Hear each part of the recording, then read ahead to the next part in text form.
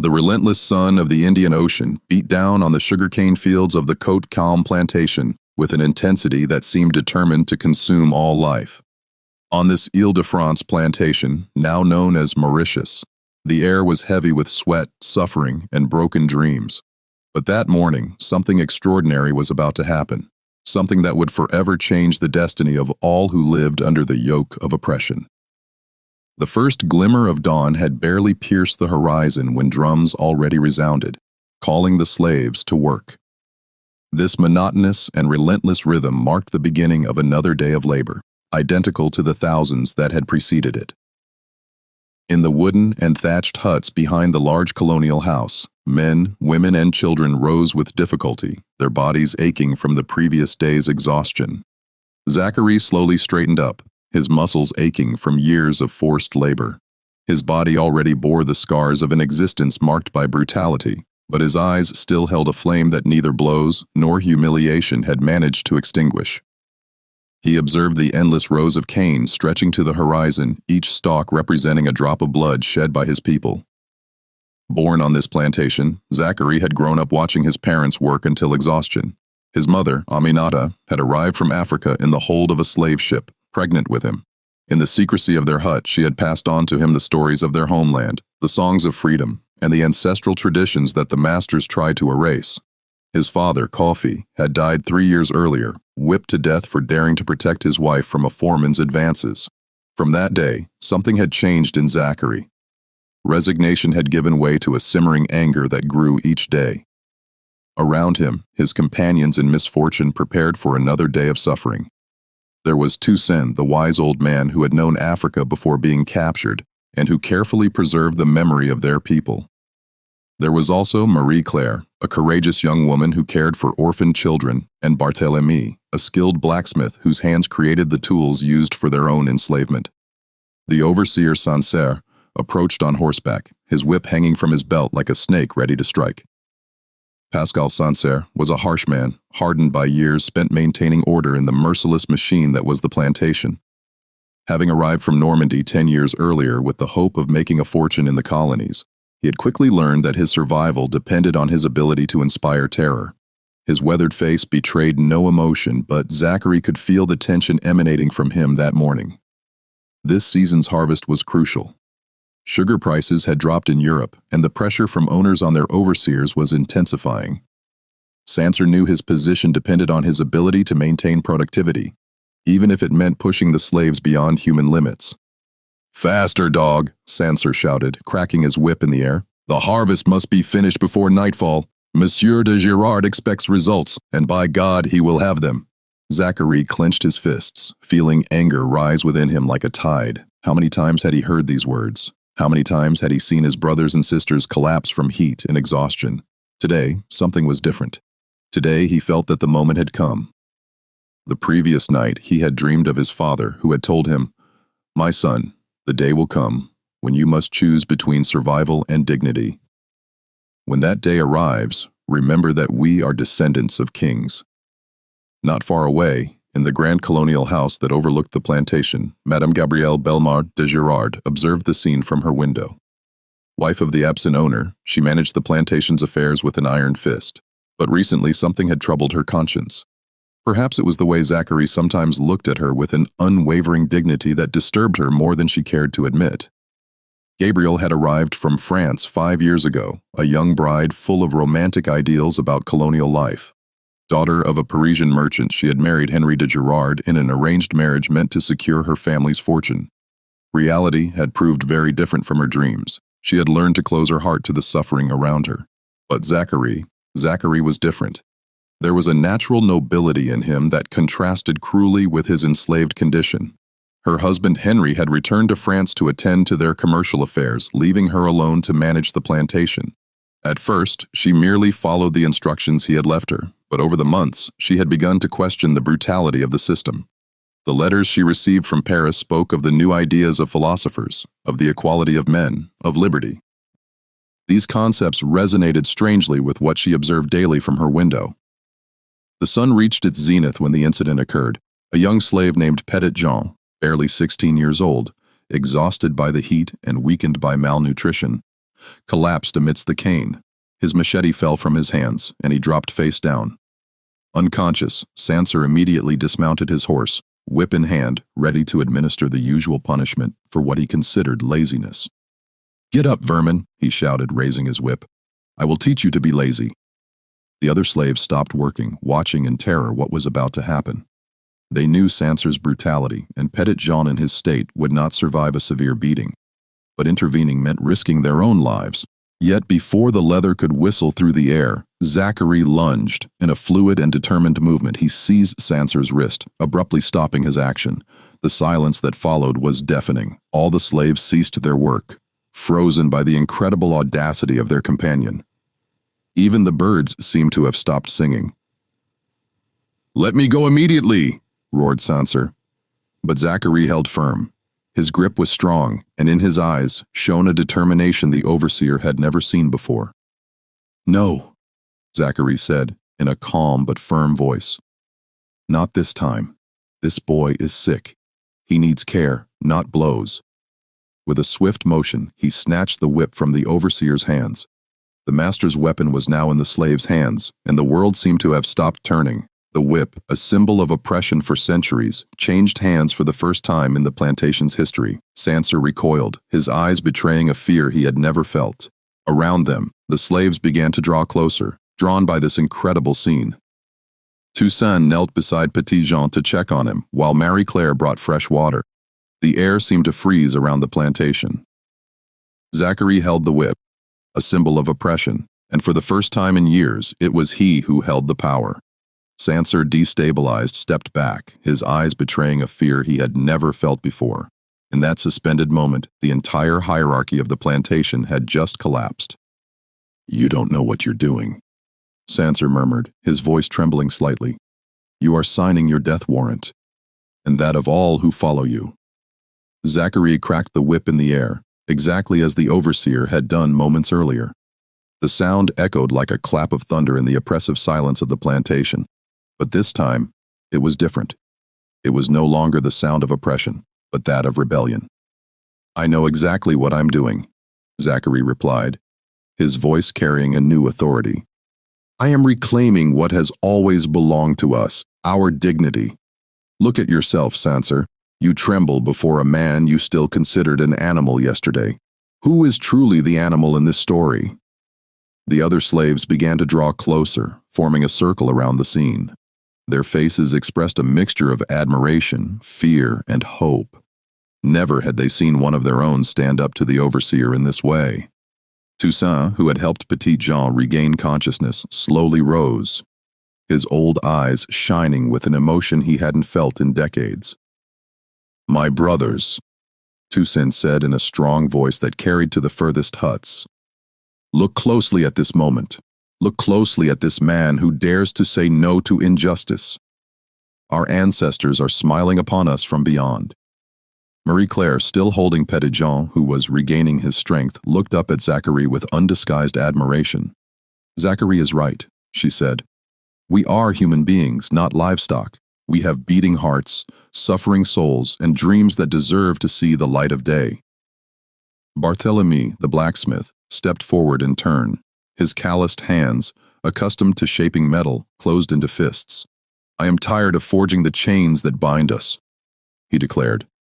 "It is time to forge the keys to our freedom." From her window, Gabrielle observed the scene with a mixture of fascination and dread. Her heart pounded. She knew she should intervene, call the guards, restore order. It was her duty as mistress of the plantation, but something held her back. Perhaps it was the way Zacharie stood tall and proud.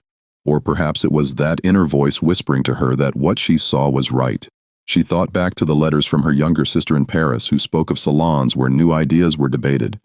Voltaire, Rousseau, Diderot, all those names that resonated in Parisian intellectual circles and advocated for the equality of men. Gabrielle had always thought these ideas were beautiful theories inapplicable in colonial reality. But seeing Zacharie, she suddenly understood that these theories had a face, a voice, a dignity. "Listen to me, all of you," Zacharie cried, turning to his companions. "How much longer will we accept living like beasts? How much longer will we let our children grow up in chains? How much longer will we bow our heads before those who steal our humanity?" His voice carried far, and even the slaves working in the furthest fields stopped to listen. His words awakened within them feelings they had buried deep within their beings to survive: pride, hope, the thirst for justice. Sanser tried to regain the initiative. "The guards are coming. You will all be punished for this rebellion. You will be branded with a hot iron. You will be sold to the sugar plantations of Saint-Domingue, where death will seem like a release." But Zacharie was not intimidated. He cracked the whip again, this time towards the overseer, who jumped back as if bitten by a snake.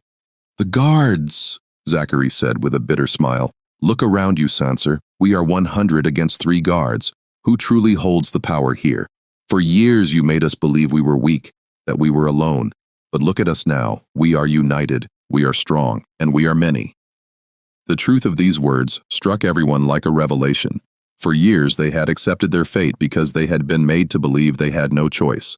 But Zacharie had just shown them that power was merely an illusion maintained by fear.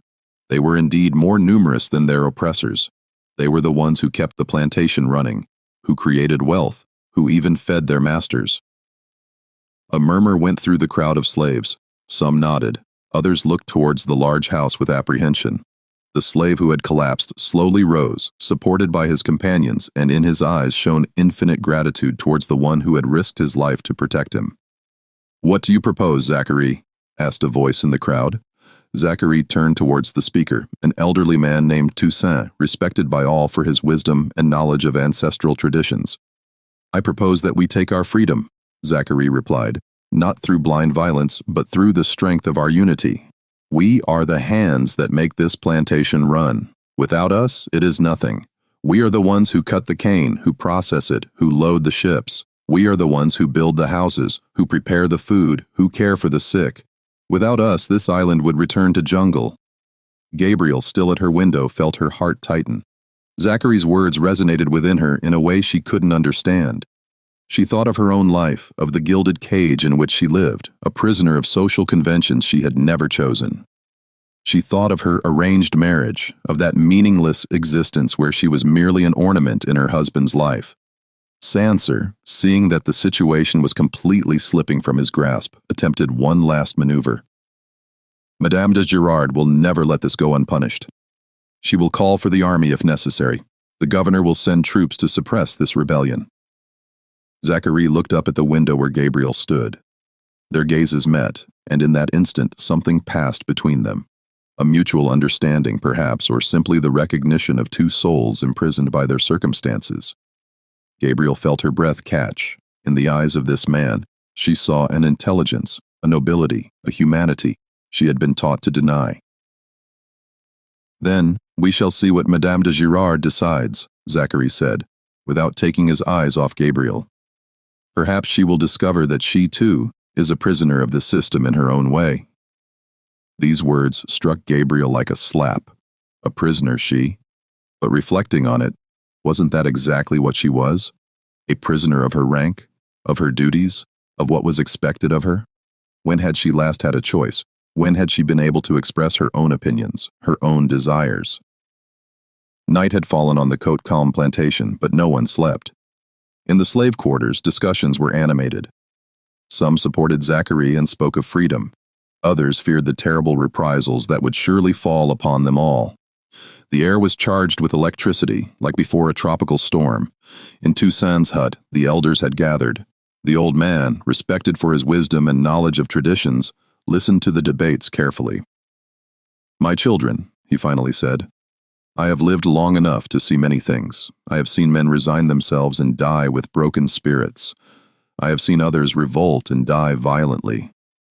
But today, I saw something different. I saw a man stand up, not in hatred, but in dignity." Marie-Claire, rocking an orphaned child, spoke. "Toussaint is right. Zacharie doesn't ask us to kill or destroy. He simply asks us to be what we are, human beings." Barthélemy, the blacksmith, cleaned his tools, reflecting. "My hands have forged so many chains," he murmured. "Perhaps it is time they forged something else. Perhaps it is time they forged the future." Zacharie stood alone near the fields, the whip still in his hand. He looked at the stars shining above the Indian Ocean, wondering if his ancestors somewhere in Africa saw the same constellations. He thought of his mother, Aminata, who had told him the legends of their people, the stories of heroes who had defied tyrants. He thought of his father, Coffee, who died from blows for daring to protect his family. "Father," he murmured to the stars, "I have done as you taught me. I chose dignity over survival. But now I don't know what to do anymore. How can one change a world so old, so deeply rooted in injustice?" A light footsteps made him turn. Gabriel approached in the darkness, wrapped in a shawl. She had left the safety of her home to meet him. A gesture that could have cost her reputation, even her life. Her servant slept, and she had taken advantage of the darkness to escape her gilded cage. "You shouldn't be here, madame," Zacharie said, without hostility, but with sincere concern for her safety. "And you? Shouldn't you have done what you did today?" she replied, stopping a few feet from him. Her voice trembled slightly, betraying her emotion. They looked at each other in silence, two worlds meeting in the darkness. Gabriel was troubled by this man who had dared to defy the established order, and Zacharie was surprised by the courage she showed in coming to see him. In the faint starlight, he could see the humanity in the other's eyes. "Why did you come?" he asked softly. Gabriel hesitated before answering. All her life she had been taught to lie politely, to hide her true feelings behind a mask of propriety. But facing this man who had the courage to speak the truth, she could do nothing but be honest. "I don't know," she confessed. "Perhaps because what you did today was just. Perhaps because I am tired of closing my eyes to suffering. Perhaps because your words awakened something in me that I believed was dead." These words struck Zacharie like a revelation. A white woman, mistress of the plantation, acknowledging the righteousness of his act. It was unthinkable, and yet, it was happening. He saw in her eyes a sincerity that moved him deeply. "You risk a lot by saying that," he murmured, "if someone heard you." "And you risk everything by doing it," she retorted. "But some things are worth risking everything for." A long silence settled between them. In this silence, something deep and forbidden was born, a feeling that transcended social and racial barriers and frightened them both. Gabriel thought of the novels she read in secret, of the impossible love stories that made her dream. But this was not a novel. It was a dangerous and complex reality. "What will happen now?" Gabriel asked, her voice barely audible. "I don't know," Zacharie confessed, "but we cannot continue as before. Too much has been said. Too many truths have been revealed. My brothers have tasted hope, and we cannot take that away from them anymore." Gabriel took a step closer. "And you? What do you hope for?" Zacharie looked at her intensely. "I hope for a world where the color of skin does not determine a man's worth. I hope for a world where my children can walk with their heads held high. I hope for a world where—" He stopped, not daring to finish his sentence. "Or what?" she gently insisted. "Where two human beings could look at each other as we are looking at each other now without it being a crime," he murmured. Gabriel felt her heart race. His words expressed exactly what she felt, but dared not articulate. In that moment, under the stars, they were no longer mistress and slave. They were simply two souls recognizing each other. At the same moment, hoofbeats echoed in the distance. Sancer was returning with reinforcements. He had spent the day gathering armed men from neighboring plantations, determined to crush this rebellion in the bud. He had sent messages to other overseers explaining that if this revolt was not immediately suppressed, it risked spreading throughout the island. "You must leave," Zacharie said to Gabriel, worry piercing his voice. "If they find you here with me—" But Gabriel did not move. For the first time in her life, she had found something worth risking for. "No, I am tired of fleeing, tired of closing my eyes to injustice. I am tired of being a passive spectator in my own life."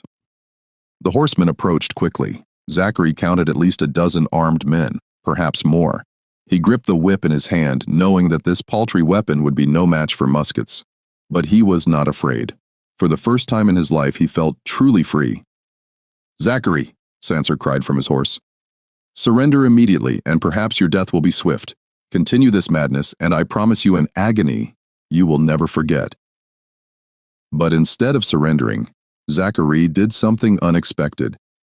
He extended the whip to Gabriel, a symbolic gesture that would change the course of history. "Take it," he said calmly. "What do you mean?" she asked, perplexed but sensing the moment's importance. "If you hold it, you show which side you are truly on. You show that you choose justice over privilege. You show that you are ready to give up your position to defend what is right." Gabriel looked at the whip, then at Zacharie, then at the approaching horseman. Her heart pounded so hard she thought it would explode. All her life, she had been taught to obey, to conform, to accept the established order. She thought of her husband, her family in France, of everything she stood to lose. But she also thought of all the faces she saw every day from her window, of all the suffering she had ignored. But now, facing this man who had the courage to stand against oppression, she understood that she had a choice. For the first time in her life, she truly had a choice. She took the whip. The sight of Gabriel holding the whip by Zacharie's side stopped the horsemen dead in their tracks. Sancerre could not believe what he saw. The mistress of the plantation standing with the rebellious slave, holding the very instrument of oppression. This scene defied all social, racial, and moral laws of the time. "Madame de Girard!" Sancerre cried, his voice betraying a mixture of incredulity and panic. "What are you doing? Has this man threatened you? Has he bewitched you?" Gabriel raised her chin, drawing on a strength she didn't know she possessed. Her hands trembled slightly, but her voice was firm when she replied, "No one has threatened me, Monsieur Sancerre. No one has bewitched me. I have made a choice, a free and conscious choice." "A choice?" Sancerre repeated incredulously. "Madame, you don't realize what you are saying. You are destroying the natural order of things."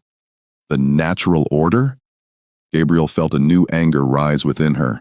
What natural order justifies one man whipping another? What natural order justifies treating human beings like cattle? If that is the natural order, then it is time to change it. The choice not to close my eyes to cruelty anymore, she continued, her voice gaining assurance. The choice to recognize that all men, regardless of the color of their skin, deserve to be treated with dignity. The choice not to be an accomplice to a system that dehumanizes both the oppressed and the oppressors. The other slaves, drawn by the commotion, began to emerge from their huts. They formed a circle around Zacharie and Gabriel, creating a human wall of solidarity. Toussaint, the wise old man, stepped forward, his eyes shining with an emotion he hadn't felt in decades. "Madame is right," he said in a strong voice that carried through the night. "We have worked this land. We have watered it with our sweat and our blood. We have built these houses, cultivated these fields, created this wealth. We deserve better than chains. We deserve respect, dignity, freedom." Marie Claire stepped forward in turn, still holding the orphaned child in her arms. "This child," she said, pointing to the little boy, "he never knew his parents, sold when he was a baby. But look at his eyes. They shine with the same intelligence as your children's, madame. Why should his future be different simply because his skin is darker?" Barthélemy, the blacksmith, raised his calloused hands. "These hands have forged the chains that bind us, but they can also forge the tools of our freedom. Give us this chance, madame. Give us the chance to prove to you that we are more than what you have learned to see in us." Sancerre, seeing that the situation was completely slipping from his grasp, gestured to his men. "Enough of this comedy. We will restore order by force." But before he could act, Gabriel raised the whip. "Stop!" she cried with an authority she didn't know she possessed. "As the owner of this plantation, I order that no one fires. I order that no one lays a hand on these men and women." The overseer was trapped. He could not directly oppose his mistress's orders, but neither could he accept this rebellion that questioned the entire colonial system. "Madame, you don't realize what you are doing," he implored, his voice taking on a desperate tone. "If this news spreads, all the plantations on the island will rise up. The governor will send the army. There will be a bloodbath." "Perhaps that is exactly what must happen. Exactly what," Gabriel replied with a determination that surprised even herself. "Perhaps this rotten system must collapse so that a more just world can rise from its ashes." Zacharie looked at her with admiration. This woman, whom he had always seen as a symbol of oppression, revealed extraordinary courage. In her eyes he saw not only determination, but also something deeper: love. A love that transcended all barriers, a love that gave meaning to their struggle. "What do you propose, madame?"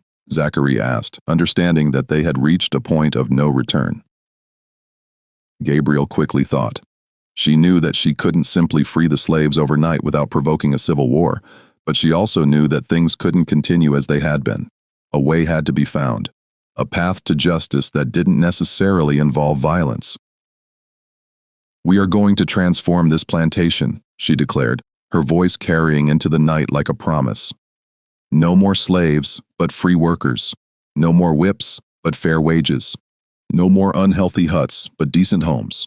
No more separation between masters and slaves, but a community where everyone contributes according to their abilities and receives according to their needs." A murmur of hope ran through the crowd of slaves. Was it really possible? Could they truly hope for a better life? Toussaint raised his old hands to the sky. "The ancestors are smiling upon us," he murmured. "They are finally smiling upon us." Sancerre shook his head vehemently. "This is madness. The other owners will never accept it. The governor will intervene. The island's economy will collapse." "Then they will have to adapt," Gabriel replied firmly. "The world is changing, Monsieur Sancerre. In France, philosophers speak of liberty, equality, fraternity. These ideas are crossing oceans. We can either be the agents of this change or its victims. I choose to be an actor in history rather than a spectator." Zacharie advanced towards Gabriel in a symbolic gesture that marked the birth of a new world. He took her hand, and together they broke the whip in two. The sound of tearing leather resonated like a cannon shot in the night, like the sound of chains breaking, like the cry of nascent freedom. "There," Zacharie said, his voice laden with emotion. "The symbol of oppression no longer exists. In its place, let us build together the symbols of justice and equality." The slaves erupted in cheers. For the first time in years, they dared to hope. Tears streamed down Toussaint's cheeks. He had believed he would never see this day. Marie-Claire held the child close, whispering to him that his future would be different. Barthélemy looked at his hands with a smile, already imagining the tools of peace he would forge. Sancerre, seeing that he had lost, turned back with his men, but Gabriel knew he would return with larger reinforcements. The colonial governor would not let this rebellion go unaddressed. "We have little time," she told Zacharie. "We must organize the plantation's defense and send messages to other progressive owners on the island. I know there are some who secretly share our ideas." "And if they refuse to support us?" Zacharie asked. Gabriel smiled, and in that smile, Zacharie saw all the determination in the world. "Then we will show them that freedom and justice are stronger than fear and oppression. We will show them that a better world is possible." In the days that followed, the Côte-Calme plantation became a revolutionary social laboratory. Gabriel and Zacharie worked together to establish new rules. The former slaves became paid workers. A council was created, composed of representatives from all groups on the plantation to make important decisions. Children, whether black or white, began learning together in an improvised school. News of this transformation quickly spread throughout the island. Some owners, terrified by the example of Côte-Calme, requested military intervention, but others, inspired by what they saw, discreetly began to improve the living conditions of their slaves. Zacharie and Gabriel, united by their common struggle and by a love that had grown in adversity, became the leaders of a peaceful revolution. Their impossible love story became possible, not despite their differences, but thanks to their shared humanity. The colonial governor, faced with the scale of the movement and the pressure coming from France, where revolutionary ideas were gaining ground, was finally forced to negotiate. A decree was signed, progressively abolishing slavery on the island and establishing a transitional system towards free labor. The Côte-Calme plantation became a symbol of hope throughout the Indian Ocean. Visitors came from afar to see this plantation where masters and slaves worked together, where the color of skin no longer determined a man's destiny.